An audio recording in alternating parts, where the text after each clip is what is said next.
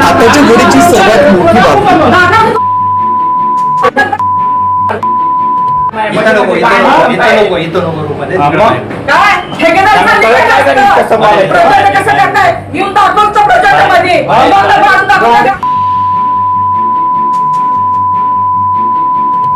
बाब प्रोजेक्ट बंद करून दाखवायचा नीट बोला त्याला नीट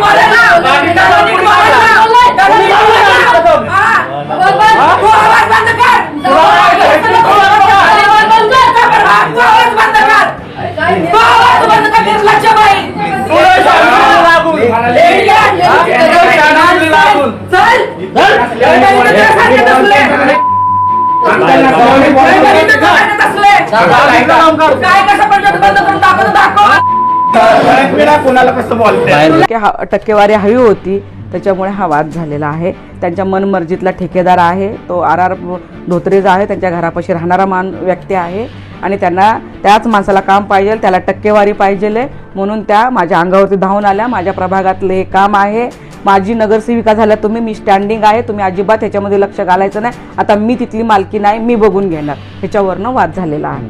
पण मूळ प्रकरण काय आहे नेमकं? त्यांना वसतिगृह होऊ द्यायचं नाहीये, टक्केवारी, त्यांचं मूळ प्रकरण म्हणजे टक्केवारी। नेमकं काय, कधीपासून त्याचं काम? 2018 पासून, 2018 पासून त्याचं काम चालू आहे।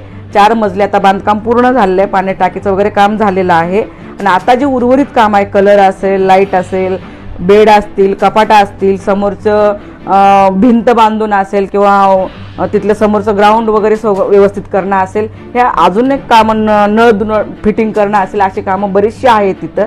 त्या कामाचं 3 कोटीचं म्हणजे 2,20,00,000 वगैरे कोटी ह्याचं काम लागलेलं आहे।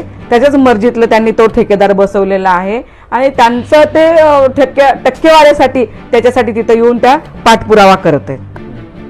आणि कारण हे मी जर 2018 पासून जर मी काम करत असेल आणि तू माझी नगरसेविका, मी आता स्टँडिंगच आहे, हा रुबाब दाखवणं योग्य नाही आहे। मला माझी टक्केवारी मला घ्यायची आहे, मला माझं असं झालं, ह्या त्यांचे गुंड वगैरे घेऊन येऊन धमकवणं हे आम्हाला मला बरं वाटलेलं नाही, योग्य वाटत नाही।